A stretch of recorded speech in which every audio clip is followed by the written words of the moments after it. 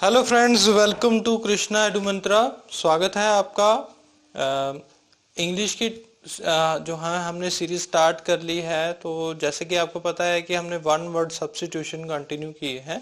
हर रोज हम नए नए वर्ड सीख रहे हैं, अपनी वोकैब को इन्हांस कर रहे हैं, अपनी वोकैब को बढ़ा रहे हैं, जिसके हमें इंग्लिश में बहुत बहुत बहुत ज़्यादा फायदा होने वाला है। ठीक है, तो आज नए वर्ड्स के साथ मैं हाजिर हो गए हूँ आपके सामने। वीडियो स्टार्ट करने से पहले मैं चाहता हूँ कि प्लीज़ आप हमारा चैनल सब्सक्राइब जरूर कीजिए, और अगर वीडियो आपको हेल्पफुल लगी तो इसको प्लीज़ लाइक कीजिएगा और अपने फ्रेंड्स के साथ शेयर भी कीजिएगा जो इंग्लिश की तैयारी करना चाहते हैं, टू मेक इट मोर सिंपलियर। ठीक है, तो आज हम जो नए वर्ड सीखने जा रहे हैं वन वर्ड सब्स्टिट्यूशन के रूप में, चलिए आइए सीखते हैं। तो हमारा जो सबसे पहला वर्ड है वो है फेलिसिटेट। FELICITATE, जिसका मीनिंग होता है बधाई देना। जब हम किसी को बधाई देते हैं, ठीक है, तो हम क्या करते हैं? फेलिसिटेट करते हैं। क्या करते हैं? फेलिसिटेट करते हैं। मतलब हम जब किसी को फॉर्मल वे में क्या करते हैं? कॉन्ग्रेचुलेट करते हैं। जैसे आप जब किसी पोस्ट पे चले जाओगे, ठीक है, जब आपकी ट्रांसफर होगी या आप ऑफिस को ज्वाइन करने जा रहे होगे, तो लोग आपको क्या करेंगे? वहां पर कॉन्ग्रेचुलेट करने आएंगे इन अ फॉर्मल वे। तो वो क्या करेंगे? फेलिसिटेट करेंगे आपको। क्या करेंगे स्टूडेंट्स? फेलिसिटेट करेंगे, बधाई देंगे आपको। ठीक है, इसका मीनिंग है इंग्लिश में to congratulate somebody in a formal manner. समझ में आ गई बात? सिंपल क्लियर है बिल्कुल कि फेलिसिटेट का मतलब होता है बधाई देना। जब हम किसी को कॉन्ग्रेचुलेट करते हैं, गुलदस्ता एक हाथ में लेकर बहुत ही अच्छी स्माइल के साथ हम उस पर जाते हैं उनके सामने और उनको कॉन्ग्रेचुलेट करते हैं, तो उसको क्या कहते हैं? फेलिसिटेट करना कहते हैं। ठीक है, यानी कि बधाई देना कहते हैं। उसके बाद जो नेक्स्ट वर्ड है हमारा वो है फैसिलिटेट। फैसिलिटेट का मतलब क्या होता है? उपलब्ध करवाना। जैसे हमें कोई भी जरूरत होती है, कोई भी हमें मन में इच्छा होती है, तो हम क्या करते हैं? अपने फादर को कहते हैं, अपने पापा को कहते हैं कि हमें ये चीज चाहिए, तो वो क्या करते देते हैं? वो उपलब्ध करवा के देते हैं। ठीक है, हमें कोई भी पढ़ाई में परेशानी आती है तो हम अपने टीचर से पूछते हैं वो सारी प्रॉब्लम। ठीक है, तो वो टीचर क्या करते हैं? हमें फैसिलिटेट करवा के देते हैं, वो उपलब्ध करवा के देते हैं। ठीक है, तो इसका इंग्लिश में मीनिंग है टू मेक समथिंग पॉसिबल और इजियर। ठीक है, पॉसिबल और इजियर। समझ में लगी बात? बहुत ही सिंपल है। ठीक है, हर रोज डेली वो ये हम वर्ड यूज करते हैं, फैसिलिटेट। ठीक है, तो देखिए कितना अच्छा वर्ड आपने सीखा, फैसिलिटेट। और मुझे उम्मीद है कि आप जो भी वर्ड्स इस वीडियो के सीखोगे तो आप उसको जरूर एक बार दिन में आप उसको यूज जरूर कीजिए। ठीक है, और वीडियो देखने का यही फायदा है कि अगर आपने वो वर्ड यूज किया, दैट मीन्स आपने वो वर्ड आपके अंदर है। ठीक है, अगर आपने नहीं यूज किया तो दैट मीन्स आपको समझ में नहीं लगा, आपने वो वर्ड ग्रैब नहीं किया। तो प्लीज आप उस वर्ड को ग्रैब कीजिएगा, अपने माइंड में रखिएगा, और जब आप बातचीत कर रहे हो, किसी से कम्युनिकेशन कर रहे हो, ठीक है, अपने दोस्तों के साथ, अपनी फैमिली के साथ, ठीक है, किसी के साथ भी आप बातचीत कर रहे हो तो उस वर्ड्स को जरूर यूज कीजिएगा। ठीक है, चलिए नेक्स्ट वर्ड पर पढ़ते हैं, इन्वोकेशन। इन्वोकेशन का मतलब होता है आह्वान करना। ठीक है, आह्वान क्या होता है? प्रेयर होती है। आह्वान का मतलब क्या होता है? प्रेयर हो, प्रेयर करना। इंग्लिश में इसका मीनिंग है a prayer asking God's help as a part of religious service.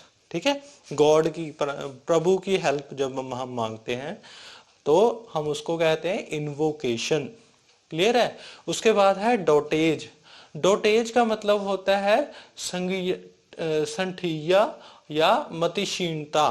ठीक है, अभी इसमें क्या होता है कि इसका इंग्लिश में मीनिंग मैं आपको बता देता हूं एक बार। इंग्लिश में इसका मीनिंग है an extreme old age when a man behaves like a fool. ठीक है, जैसे क्या होता है कि जब ओल्ड एज हो जाती है, मतलब 100 साल से उम्र ऊपर हो जाती है, तब माइंड की स्टेबिलिटी थोड़ी कम होने लगती है। इसी तरीके से अगर वो पर्सन मतलब जो ओल्ड मतलब 120 से ऊपर हो चुके हैं, 150 से ऊपर हो चुके हैं, ठीक है।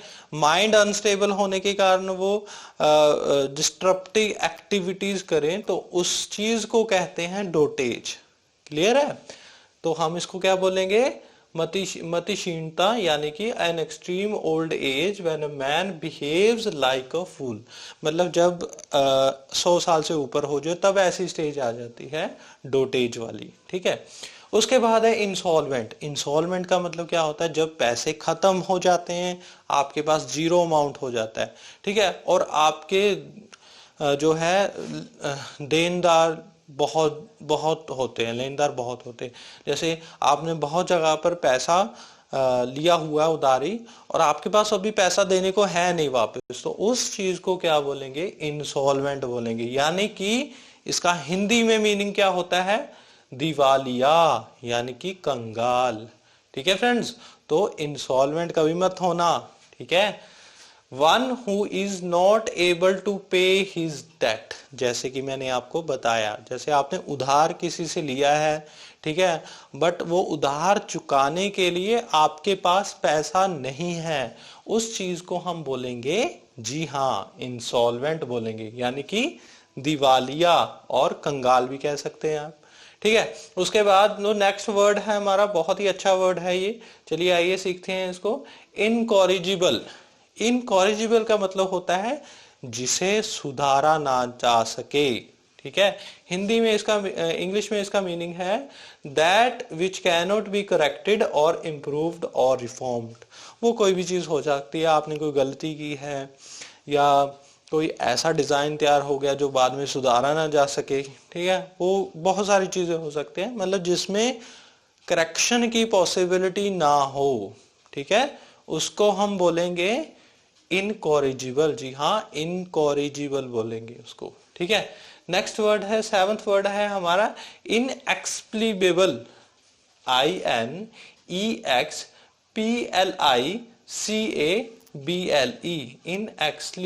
इनएक्सप्लिकेबल, ठीक है। तो इसका मीनिंग क्या है हिंदी में? जिसका वर्णन ना किया जा सके, जो बयान ना हो। जैसे आप कोई भी आपसे कोई कुछ पूछता है, ठीक है, आप उसको डिटेल में ना समझा सकें, डिस्क्राइब अच्छे तरीके से ना सके, वर्णन ना किए, आप बयान ना कर पाओ उस घटना को, ठीक है, तो उसको हम इंग्लिश में, उसका मीनिंग रहेगा that which cannot be explained or described, which cannot be explained or describe, तो उसको क्या बोलेंगे? इनएक्सप्लिकेबल, इनएक्सप्लिकेबल बोलेंगे, ठीक है। चलिए नेक्स्ट वर्ड है हमारा इनसैटिस्फिएबल। इनसैटिस्फिएबल का मतलब होता है जिसे संतुष्ट ना किया जा सके, ठीक है। अभी किसे मतलब कोई पर्सन भी हो सकता है, ठीक है, और कोई भी चीज ऐसी हो सकती है जिसको हम संतुष्ट ना किए जा सके, ठीक है। One who cannot be satisfied, clear है, जिसको हम संतुष्ट ना कर पाए उसे बोलेंगे इनसैटिएबल, इनसैटिएबल। नेक्स्ट है गुलिबल। गुलिबल का मीनिंग क्या होता है? ये मेरा बहुत ही फेवरेट वर्ड है, गुलिबल, ठीक है। तो गुलिबल का मतलब होता है जिसे आसानी से धोखा दिया जा सके, ठीक है। तो किसे आसानी से हम धोखा दे सकते हैं, उस इंसान को बोलेंगे गुलिबल बोलेंगे, ठीक है। तो one who cannot be easily deceive, one who cannot, who can, sorry, not one who can easily deceive, जिसे इजीली मैं कह दूं और इजीली वो बात मान ले, ठीक है, इजीली उसे मूर्ख बनाया जाए, तो उस बंदे को बोलेंगे गुलिबल बोलेंगे, ठीक है। अरे क्लियर है ना? आपका कोई ऐसा फ्रेंड भी होगा जिसको हम गुलिबल कह सकते हैं, ठीक है, जिससे इजीली वो बात मान जाए हर कोई। उसके बाद है टेंथ जो है रिकल्स, RECLUS। रिकल्स का मतलब बहुत ही इजी है, जैसे सन्यास जो बाबा जी ले लेते हैं, ठीक है, या एकांतवास में चले जाते हैं, ठीक है। जैसे जो लोग IAS की तैयारी करते हैं, UPSC की तैयारी करते हैं, वो बेसिकली रिकल्स हो जाते हैं, ठीक है, वो एकांतवास में रह जाते हैं, क्योंकि जो प्रिपरेशन के दौरान उनको थोड़ा प्रेपरेशन को ज़्यादा टाइम देना पड़ता है, तो वो रिकल्स हो जाते हैं, मतलब एकांतवास में चले जाते हैं जहां पर कोई डिस्टरबेंस ना हो, कोई कुछ ना हो। ठीक है, तो उसी बंदे को सन्यासी भी हम बोल सकते हैं, one who lives in solitude. ठीक है, one who lives in solitude. I hope students आपको ये सारे वर्ड्स क्लियर हो गए होंगे। देखिए बहुत ही इजी है, बहुत ही अच्छे से, बहुत ही आसानी से आपने वर्ड सीख लिए हैं। चलिए आप आइए एक बार इसको रिवाइज करते हैं। सबसे पहला वर्ड हमने सीखा था फेलिसिटेट। फेलिसिटेट का मतलब होता है बधाई देना। ठीक है, उसके बाद हमने सीखा फैसिलिटेट। फैसिलिटेट का मतलब होता है उपलब्ध करवाना। उसके बाद इन्वोकेशन, आह्वान करना, यानी कि प्रेयर, जब हम प्रार्थना करते हैं भगवान को। उसके बाद है डोटेज, यानी कि मति क्षीणता, ओल्ड एज में जाकर ये स्टेज आती है। इंसॉल्वेंट का मतलब होता है दिवालिया या कंगाल। इनकॉरिजिबल का मतलब होता है जिसे सुधारा ना सके। ठीक है, सुधारा ना जा सके। इनएक्सप्लिकेबल मतलब जिसका वर्णन ना किया जा सके। उसके बाद है इनसैटिस्फेबल, जिसे संतुष्ट ना किया जा सके। ठीक है, one who can not be satisfied. Ninth है गुलिबल, जिसके आसानी से धोखा दिया जा सके। ठीक है, one who can easily B deceived. और 10th है जी रिकल्स, यानी कि सन्यासी, एकांतवास, one who lived in solitude. तो आई होप स्टूडेंट्स आपको ये वर्ड्स बहुत ही अच्छे से, बहुत ही आसानी से क्लियर हो गए होंगे। ठीक है, आई होप। ठीक है, तो अगर आपको ये वीडियो पसंद आई, हेल्प लगी, तो प्लीज लाइक जरूर करना, शेयर करना अपने फ्रेंड्स के साथ। और all the very best. English ऐसे ही सीखते रहिए और ऐसे ही अपने एग्जाम में धमाके मचाते रहिए। All the very best. Thank you.